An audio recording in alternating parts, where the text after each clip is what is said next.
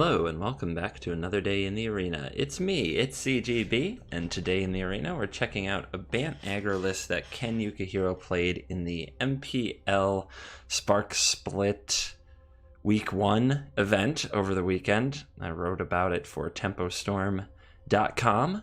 If anybody's interested in checking that out, one of the new things in my life is I'm writing weekly event coverage pieces for TempoStorm.com. I'm not on the team, for any of you wondering about that, but I am a contributing writer and excited to do it. So please feel free to check those out. Leave comments over there. It really helps me out. And one of the decks that I wrote about after the event, which is basically the MPL, the Magic Pro League players, the 32 top players selected by Wizards of the Coast to play Magic full-time, are competing with each other. They play a match or two every week, and there are 4 divisions, and whoever wins their division gets a direct trip into the top 16 of the next Arena Mythic Championship in June. So there are stakes. There's plenty of money to be in the top 16, and of course a trip directly to the top 16 lets you kind of take the express lane and skip all the variance and craziness that could happen that day. So that's exciting. And it's going to be interesting to see if those players who go direct to top 16 can close out to a victory. And so this is Ken Yukuhiro's deck, and I haven't seen anything like it anywhere else. It's really close to the Bant.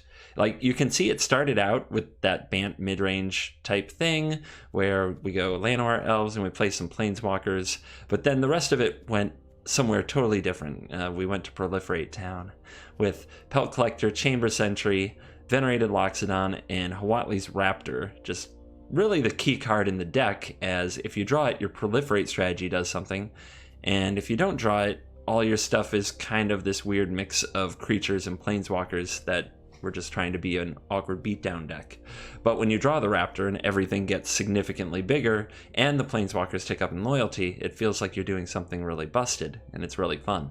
The key cards are still the Planeswalkers. If you're Planeswalkering on turn 2 or then you're usually doing something really great, and that's with the help of Llanowar Elves. You can go on the beatdown. Pelt Collector into Huatli's Raptor is immediately a 3/3 attacker. The next turn of Venerated Loxodon could grow this to a 4/4 and then a 5/5. So some very exciting stuff there. And the deck is really low on removal, really low on interaction, and needs to continuously find ways to beat down. Chamber Sentries can basically crush themselves or move counters to pick off a thing here and there, but they're pretty slow and rather clunky, so that's usually not quite the plan. It's more about going face. It's more about forcing damage where you can. At least that's what I've found so far playing the deck for myself. My results with the deck haven't been very good. I have not been able to win many games in Diamond with the deck, so I'm going to be at least warming it up in traditional play. I feel like it's close enough to, I wouldn't say jank, but it's off the radar and fun that I don't feel bad playing it in unranked mode against other people who are probably going to play net decks anyway. So we're going to warm up with unranked. If we're doing too good, like the Super Friends deck in the last video, we'll take it over to ranked and see what happens there. But I'm just being honest with you, my experience in ranked so far with the deck has not been great. All right, let's go do some battles. Well, we're on the draw, which is bad. We have 2 Growth Chamber Guardians and 2 Time Ravelers, which I'm not sure is very good. But I don't feel right mulliganing the hand. It's got both its colors, which is one of the big things you've got to get right. Siren Storm Tamer? We're still playing mono blue? What? Alright. Okay, Wizards? Wizards! Probably really bad that we're on the draw here. Way behind in tempo. We have to shock ourselves to play a Growth Chamber Guardian, which is probably going to get, shocked. Not great. Not great. Also, the Storm Tamer able to counter the Teferi's ability is going to be a frustrating thing, because then we don't even draw the card. And the stage is lit. The Wizard's Lightning and Chart, of course, but no land. So next turn, the opponent's going to have Wizard's Lightning available, or a Chart, of course, available. What's the best way to take advantage of this? If we play Deputy to take the Siren Storm Tamer, like, we can deny the Chart, of course, because our opponent's stuck on land, and I think that's better. So if we Deputy the Storm Tamer, Then the opponent has to shock to get it back. They could suicide in the lava runner to draw 2, but I guess I'll take it. No, wait, they kill the growth chamber guardian, then they attack, but then I get to keep their storm tamer, so that's good. All right, I think this is the right play.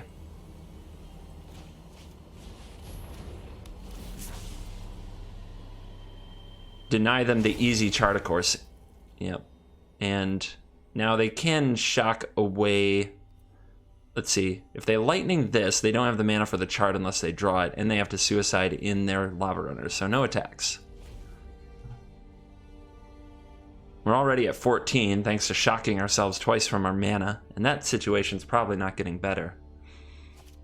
Alright, so the opponent goes for the main phase chart. They're hoping to hit a mountain. They drop off a trickster. They do hit the mountain. That was a little too good for my taste. And there's the attack. I'll take the trade. No problem. So now we want to try to keep the wizards off the battlefield because it enables their other cards like Wizard's Lightning, Wizard's Retort. Just lets them get ahead. I am worried about a haste card taking out Teferi, but I think that setting them back from having a creature on the board, making them reset, is the way to be. Especially since Teferi gets really bad really fast if the ability can be countered.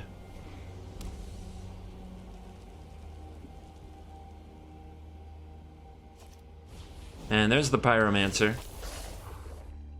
If Teferi absorbs the 2 damage, great. At least it didn't... at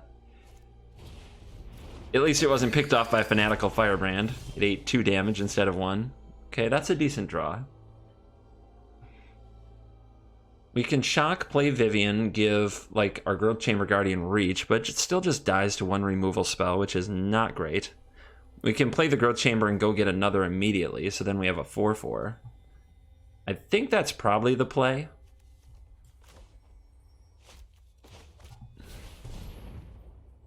Ooh, see the stick? The opponent has a removal spell here, so that's not a very good play. I guess I'll go with other Teferi then, and keep getting deeper. I could play the Knight of Autumn and have a 4/3. Or gain the 4 life. But I don't like either of those either. This Teferi can be good against counters, and against... well, they only have 1 blue, so I don't know if that's really ideal. Going to keep setting back the Storm Tamer, since they are a little bit choked on blue mana. Well, now I wish I'd done that first. I could have avoided shocking. So, sequencing mistake. Adeliz is here.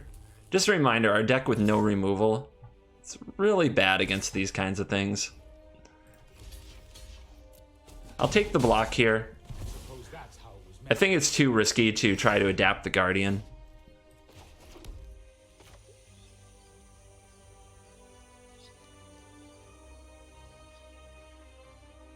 Next big decision. Do I make a 4/3 and give it reach? I think I try to keep my Vivian on the battlefield this turn, to be honest.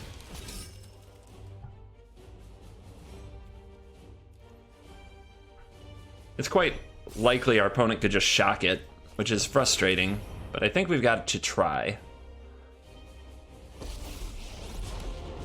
Beasts are much more reliable than humans. You fight like a city brat. And we'll see if the opponent kills the Vivian or not. Being able to give a creature reach every turn against the Adeliz is probably our best chance to get back in the game. Here's a Storm Tamer.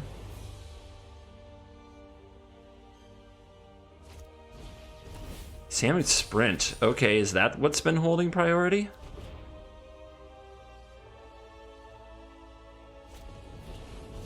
How frustrating. Alright, down to 10. Can the opponent also kill the Knight?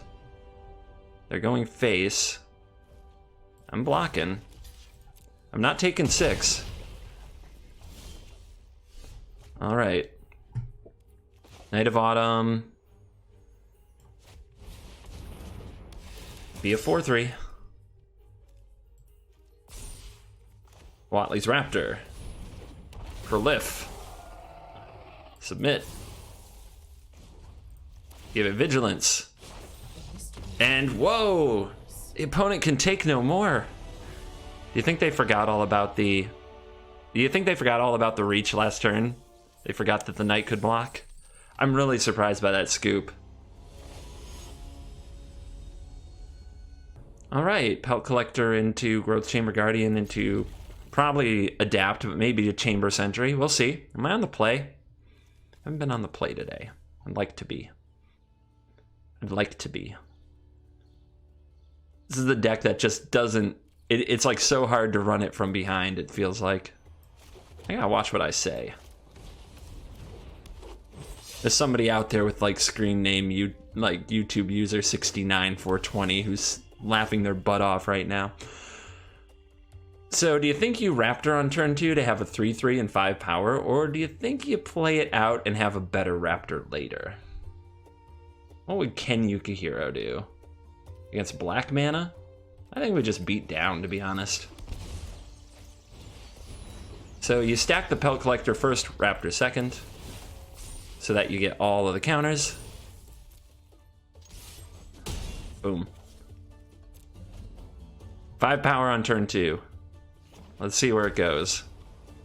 I'm reading the Raptor, killing the Pelt Collector, because that's what these decks do. They just take your fun and throw it in the ocean. All right.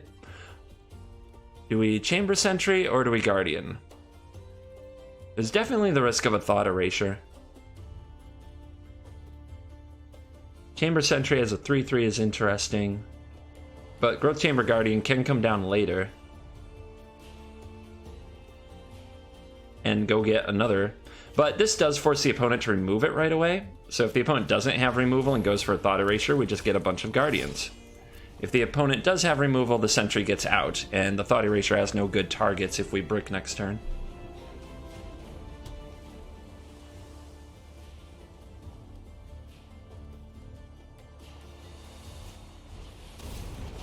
Alright, cries away one Raptor. I guess that's a win. There's Vivian.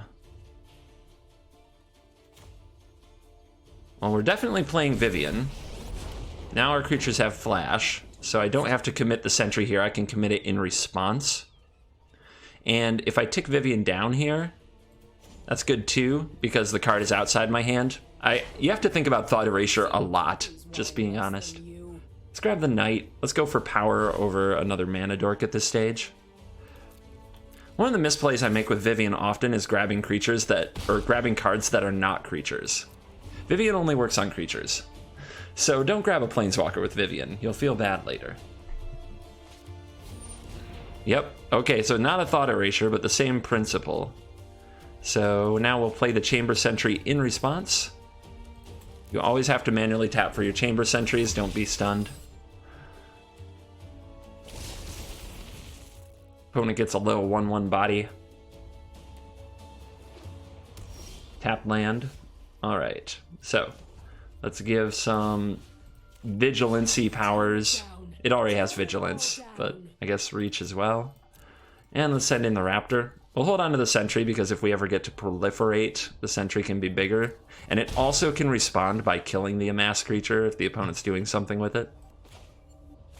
The opponent hasn't seen the Temple Garden, so we'll play the Hallowed Fountain and pass the turn.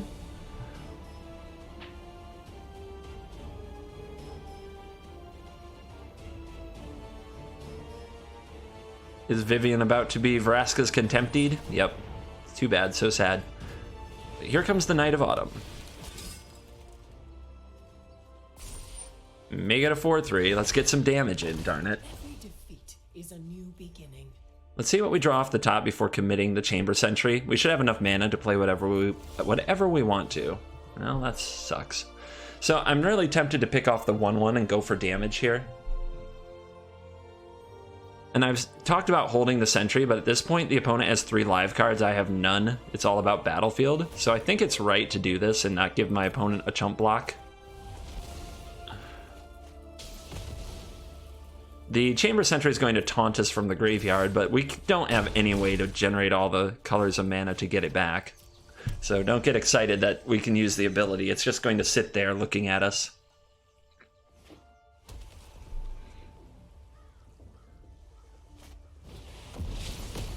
That sucks. It's about the worst thing that could happen. And that's about the best. So an eye for an eye.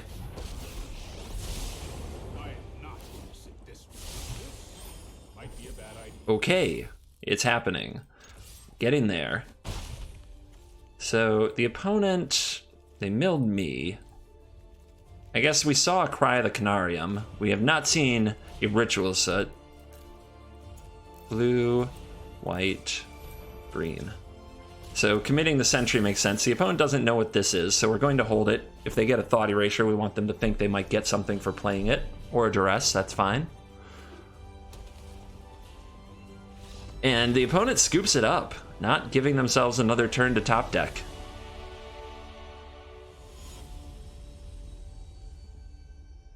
We switched to ranked because I couldn't get a decent game out of unranked. Everybody either conceding on turn 3 or just, yeah, it was not fun. So we're on the draw. This hand is slow. It's got, I guess, a bunch of our Swiss Army Knife cards and Deputy and Knight of Autumn that might be good, and a Vivian. I'm going to try it. I hate mulliganing against the hand smoothing algorithm and such. Although, actually, I hate mulliganing in best of 3. I probably need to adjust that philosophy for best of 1. Because the mulligans, like, treat you really kind with the hand smoothing algorithm in best of 1. Our opponent's showing some Naya-ness. What's going on over here? Let's try bringing out the Growth Chamber Guardian and see if the opponent can deal with it right away.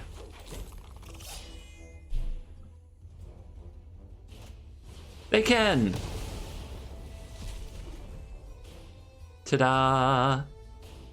But what are they going to do about Vivian Reed, I wonder? So, I think that plussing Vivian Reed is right. So that a Gruul Spellbreaker or something like that can't just come down and snipe it right away. Snipe her. So, we'll plus her up. 5 is a lot for a 3-mana Planeswalker. There's a Shalai. Well, I can gain reach on something. Deputy's probably just taking this out, right? Instant speed Deputy's pretty sweet. So now I can minus the Vivian. Let's do that first. See what creature we hit. Strike now.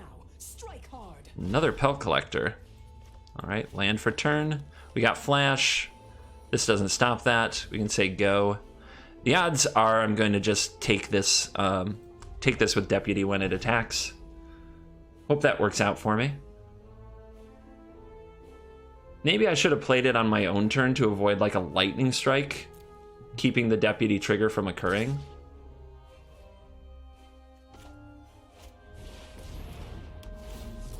Alright. Looks like that's going to work out.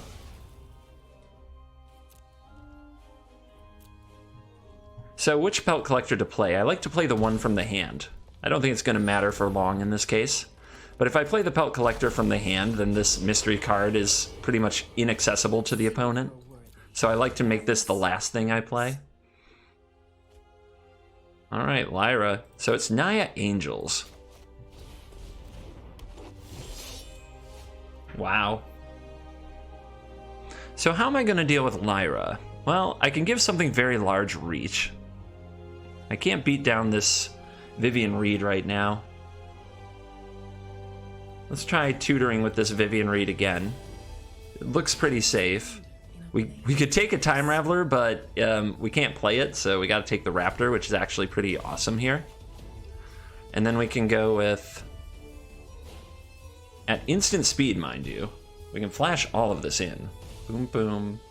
So we can go Pelt, Pelt, Loxodon, next turn Raptor.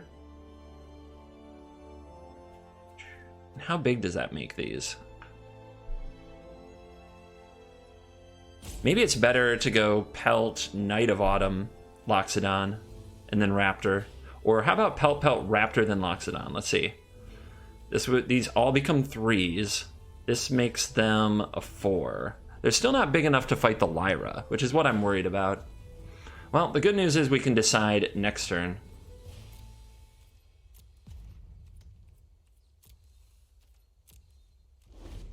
Instant Speed Elephant sounds really exciting, but if nothing can fight Lyra, No one knows the wilds like it's gonna be a rough day.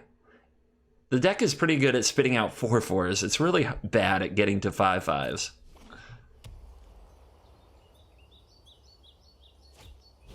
Here she is in all of her annoying glory.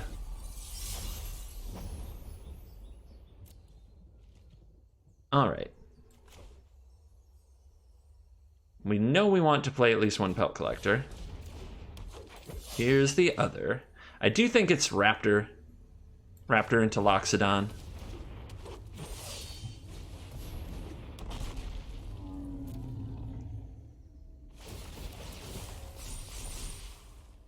Submit.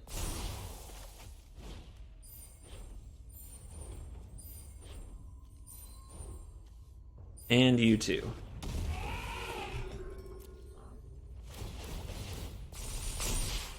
Now I need a way to get them like one more. That's the problem. They need one more.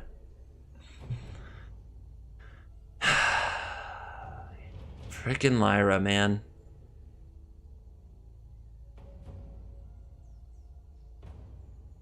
So who wants Reach to go fight with Lyra? Chamber Sentry can at least keep Vivian off of Ultimate, which is probably a big deal. Let's see, if Lyra kills one of the 5/5s, it doesn't grow the others. We need another Proliferate creature, and we really need it now. I'm tempted to suicide the Vivian to try to hit another Huatli's Raptor. And that's a really crazy play if it doesn't work. Yeah, I'm going for it. I think I've got to turn the tide on this Lyra, and we hit. I've seen puppies whine less than you. All right, 1, 2, green, blue, Huatli's Raptor, submit, and let's get busy. The opponent has to chump block or they die. They have to chump block or they die. Now, if they say that I attack with all this and they block over here and they go to 23, then this is still lethal. This should just be lethal. Let's see. The best they can do, so if I block here, they gain 5. They go to 23. They take 18. Yeah, do it. Do it. We overpowered the Lyra. We took a big risk and it paid off.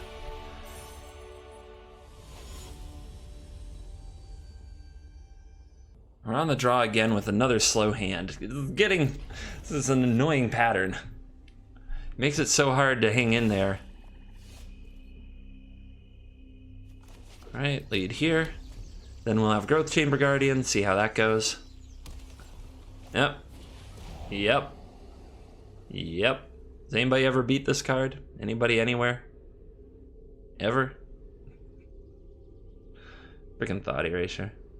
Huatli's Raptor going down. Alright.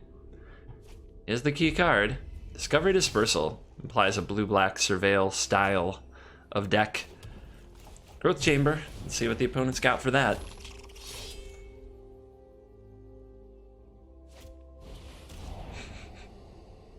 Of course. It's only one acceptable play. Thought Erasure my opponent again. But the opponent's binning cards and missing land drops, so hope. Hope. Hope, I tell you. It's really tempting to get out another Growth Chamber Guardian, though. It does leave us really vulnerable. And I mean really vulnerable. If the opponent has Cry of the Canarium and top decks the land, we're just out of here. But the highest upside play is that we play this Growth Chamber and this Pelt Collector and Venerated Loxodon next turn and go to town. What's the right play, everybody? I'm going to be a bit conservative.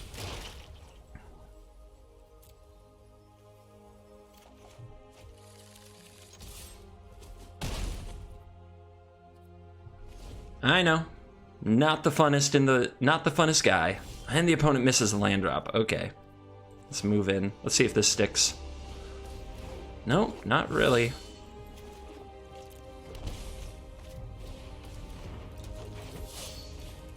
Alright, Venerated Loxodon. Pump it up. We'll also get our 4th Guardian because of this. putting a counter on a Growth Chamber Guardian. Always lets you get another Guardian if you have one. And we've got the full Guardian hand, and the opponent's out of there. They got mana screwed. Don't know if that's a game worth sharing, but it's a ranked game. And we did get double thought erased. Okay, we're on the play. Turn 2 Vivian. Did it. Gonna need some white mana somewhere. I'll figure that out later. I'm also gonna deal 4 damage to myself. I guess I'll figure that out later too. Hopefully that doesn't just leave me dead. Alright, there's the white mana. Here's the read. And against Esper, I'm pretty confident minusing right away. Let me show you what was lost. It's interesting. Not really sure. Knight of Autumn could be good, and so could Deputy if the opponent has exactly Search for his Kanta. But not against really anything else from the deck. Whereas Chamber Sentry is just a threat I can play at any spot on the curve. For whatever mana I have, so I'll keep it.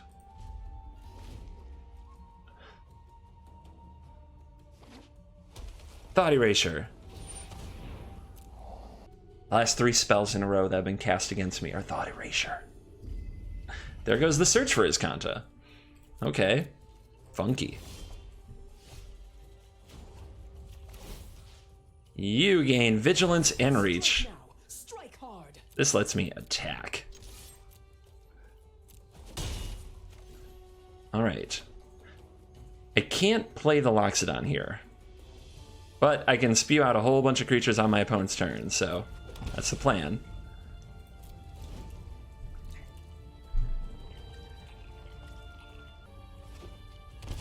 Shock yourself. Narset. Alright. Let's let the opponent make their choice with Narset before I throw the kitchen sink at them. Pick one, meditate, and prepare. Whiff? I like this. Alright. Get me some freaking pelts, people.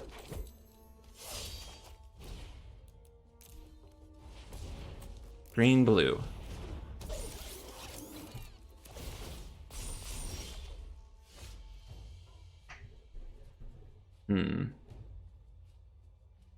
So I could throw some Vigilance on one of these.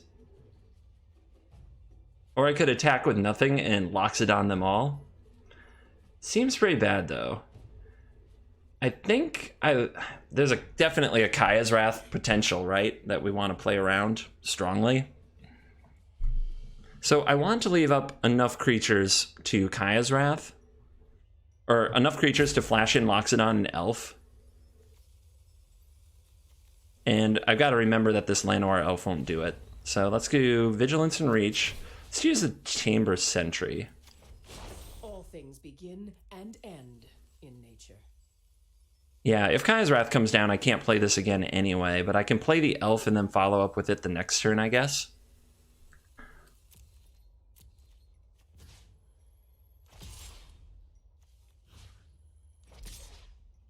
Let's see. Yeah, I want 5 total available. Oh wait, this will have Vigilance, so I can get in with this too.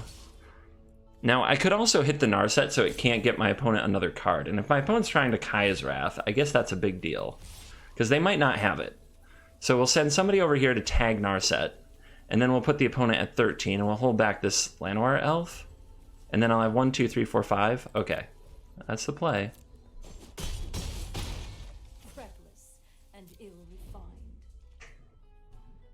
And we'll see what the opponent does. Looks like they're passing. And they don't have the land. Weird. I wonder if they put 4 lands on the bottom with Narset. And I think that they're full control moding me. Just from the way that things are moving. Well, we're going for this. If the opponent has Absorb, so be it. Not going to get around it anytime soon. And that's the scoop. They didn't have the Absorb. They full control mode bluffed it. And we were going to attack for a literal 1,000,000 damage. Well, I'm gonna call the video there for today. We actually had a hard time getting games and even winning games in regular play mode, and then we switched to ranked and we won 3 in a row, but I feel our opponents had some mana trouble and I got a bit lucky. The deck is explosive, it's fun. There was some sweet plays today, so I have no regrets about playing it. I'm not sold on it, but I mean, maybe you go give it a spin.